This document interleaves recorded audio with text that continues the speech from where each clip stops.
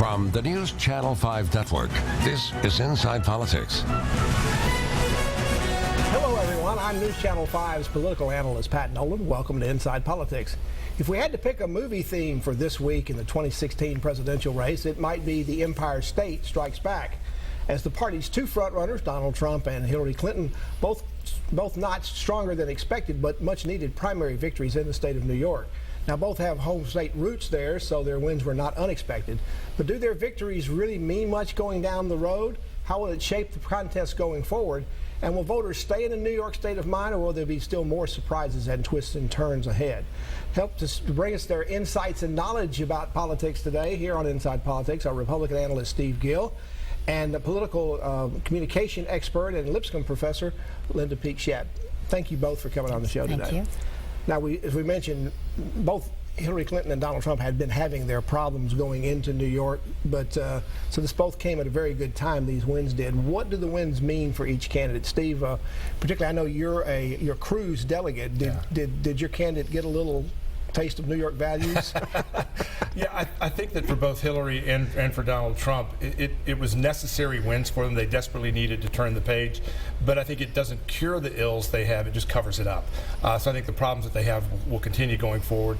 I think Hillary is destined to become the nominee, but the troubles she has had with Bernie Sanders reflect, I think, internal problems that her campaign has and the personality problems she has in attracting voters. Donald Trump is still Donald Trump, and even though he has now won and may get a step closer to having the nomination, I'm convinced, and we'll talk more about it, if he doesn't nail it on the first ballot, he doesn't get it. Linda, what are your thoughts about what New York means going forward? Well, I think it was a bigger win for Donald Trump than it was for Hillary Clinton. And the Democratic rules are the reason. She is going to get, yes, more delegates out of New York than Bernie Sanders is, but he's going to get a fair share too. She needed to win. She had to win because it was her home state.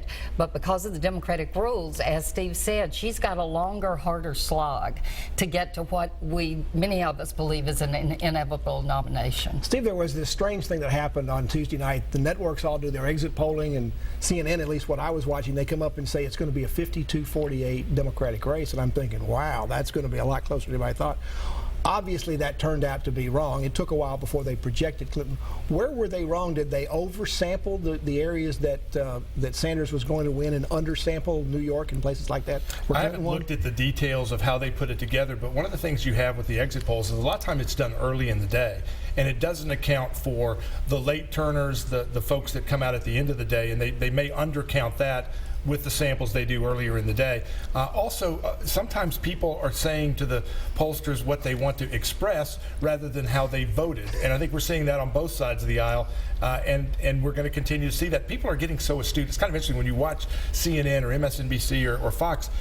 When they're just interviewing men and women on the street, they sound like pundits. They're trying to sound like pundits, and I think you're seeing the same thing in the polling as well. They're trying to say what they think you want to hear rather than how they really feel. Linda, based on what happened in New York, are we more and more likely now to see, because next week may be more of the same, given that all the primaries next Tuesday are in the northeastern part of the country, are we looking more and more at a Trump versus Clinton November ballot? Well, I think we probably are, but there's some people in the Democratic Party, Bernie Sanders included, that want to make that as difficult as possible as we move toward the convention. I mean, if you have people like Joe Biden, who spoke this week about how he thought the Democratic nominee ought to have vision and not necessarily be realistic. That was a direct... He was kind of aiding and abetting Sanders on that one. Yes, he was. To the point that Sanders was actually reading his remarks at his rallies. So you know, Hillary Clinton has to feel as if Bernie Sanders in some ways is kind of the crazy uncle at Thanksgiving that you don't want to have at the table because he's going to blow up the family, but you can't figure out what to do with him. There's an old lawyer joke where both sides have decided not to get into a particular issue, and the judge asks the question that both sides have decided to ignore, and one lawyer quickly pops up and says, if you're asking for me, I withdraw the question. If you're asking for them, I object. I think Hillary probably felt the same way about Joe Biden. If you're trying to help me, Joe, stop. If you're trying to hurt me, stop. Steve, with your convention, is what's going to happen in Cleveland in July going to be somewhat unprecedented, at least in our lifetime of politics? It looks like the Republicans have a tough situation almost no matter what happens. Yeah, and it's funny because people say, well, you go back to 1928 to a contested convention, 1976, 80.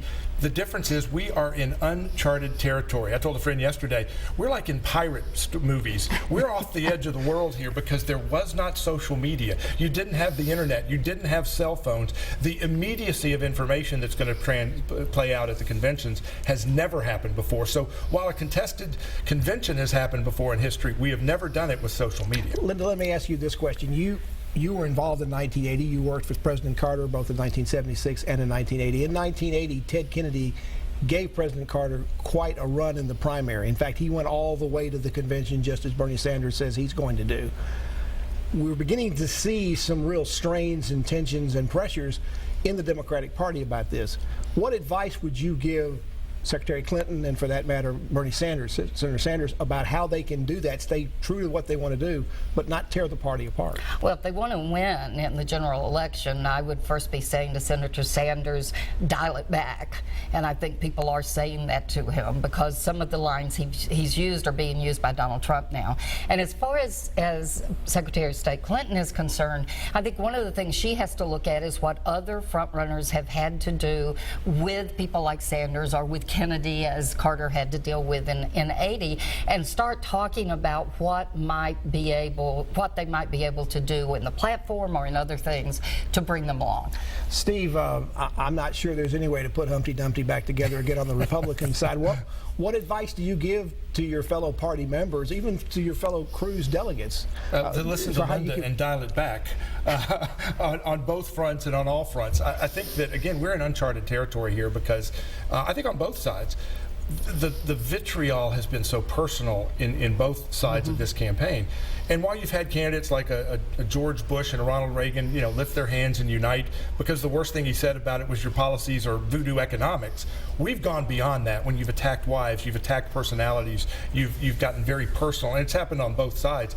It is hard to dial that back. Political professionals are going to have a hard time dialing it back and coming together and lifting their hands together. But supporters buy in. It is personal. It is real. You're seeing that on Facebook. There are people unfriending people because of their political allegiances. You cannot put that back together on either side of the aisle. And depending on what happens at the convention, the Bernie Sanders people may walk out, the Trump, the Cruz people may walk out. How do you bring all that back together? I don't know that I would nod and say the Bernie Sanders people will walk out. I think the Clinton campaign will be more astute in putting the party back together. Linda Peekshap and Steve Giller, our guests, we're talking about the 2016 presidential race, which is like none other and continues to get stranger and stranger. Back to talk more after this break.